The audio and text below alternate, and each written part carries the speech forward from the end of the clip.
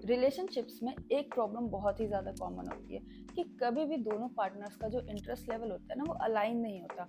एक का ज़्यादा होगा तो एक का कम होगा, और जब ये डिफरेंस ज़्यादा हो जाता है तो जिस पार्टनर का इंटरेस्ट ज़्यादा होता है ना, वो पैनिक करने लग जाता है और जाने अनजाने में वो ऐसे बिहेवियर्स करने लग जाता है जिससे जो दूसरा वाला पार्टनर होता है ना, उसके करीब आने की बजाय और भी ज़्यादा दूर चला जाता है। तो इस वीडियो में मैं आपको वही पॉइंट्स बताऊंगी, वही चीज़ें बताऊंगी जहां आप गलती कर रहे हैं और जिन चीज़ों की वजह से आपका पार्टनर आपके पास आने की बजाय आपसे और भी ज़्यादा दूर होता जा रहा है, और आप यही सोचते रहते हो, यार मैं तो इतना कर रहा हूँ फिर भी वो मुझसे प्यार क्यों नहीं कर रहा है। तो आज मैं आपको वीडियो में क्लियरली बताऊंगी क्यों आपसे वो प्यार नहीं कर रहा है। तो वीडियो को स्टार्ट करते हैं। Stop complaining and making them understand. सबसे कॉमन बिहेवियर हमारा क्या होता है, जब भी हमारा पार्टनर हमें कम इंटरेस्ट लेता है, हम उनको कंप्लेन करने लग जाते हैं, यार तुम कॉल नहीं करते, तुम कंसिस्टेंसी मेंटेन नहीं करते हो, तुम मुझे मैसेज का रिप्लाई इतने इतने घंटों बाद देते हो, या तुम मुझसे मिलने नहीं आते हो। बहुत सारी चीज़ें होती है जिसकी हम कंप्लेन करने लग जाते हैं। और कंप्लेन करने के साथ साथ दूसरा क्या करते हैं कि हम उन्हें अंडरस्टैंड करवाने की कोशिश करते हैं। रील्स भेजते हैं, स्टेटस लगाते हैं कि देखो तुम्हारे टाइम ना देने की वजह से हमारा रिलेशनशिप जो है वो खराब हो रहा है।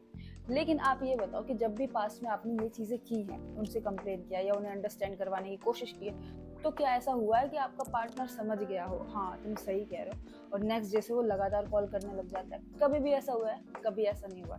इनफैक्ट वो आपसे और भी ज़्यादा दूर खिंचता चला जाता है, और भी ज़्यादा इरिटेट होने लग जाता है आपसे, और आप जो भी कहते हो, जो भी बोलते हो, उसका कोई असर नहीं होता है, और आप अपने आप में परेशान होने लग जाते हो कि हर चीज़ करने के बाद भी क्या कमी रह रही है जो ये पार्टनर जो है आपसे प्यार नहीं कर रहा है, या आपका प्यार आपको रिटर्न नहीं कर रहा है।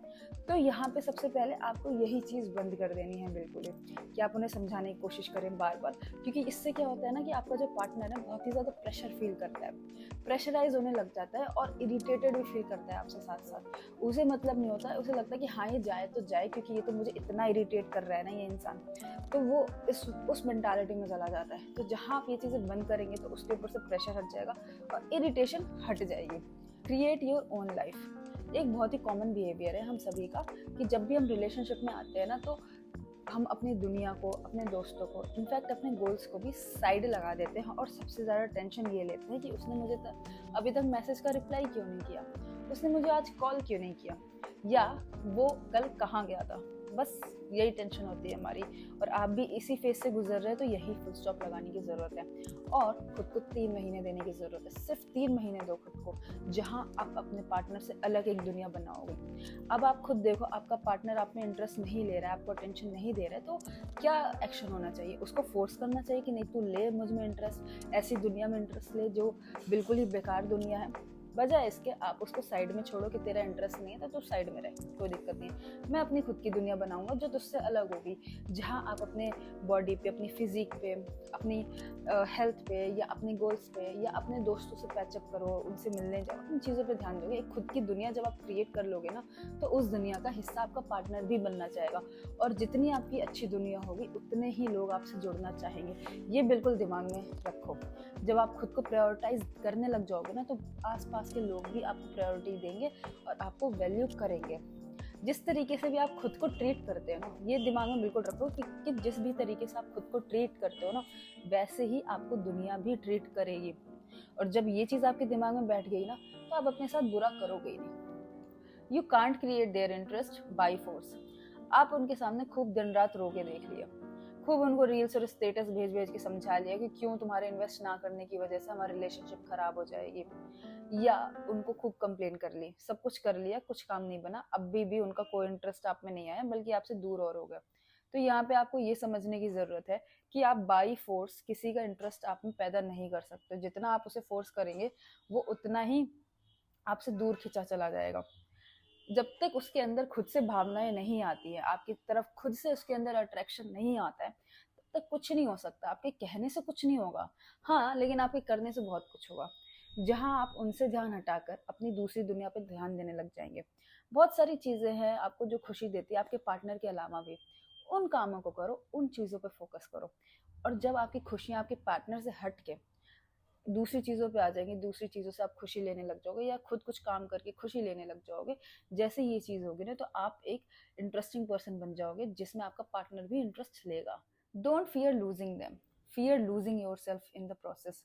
हमें बहुत ही डर लगता है कि कहीं हमने अपने पार्टनर से ध्यान हटा लिया तो हमारा पार्टनर कहीं और ना चला जाए, हमें भूल ना जाए, हम उसे पकड़ के जकड़ के रखने की कोशिश करते हैं।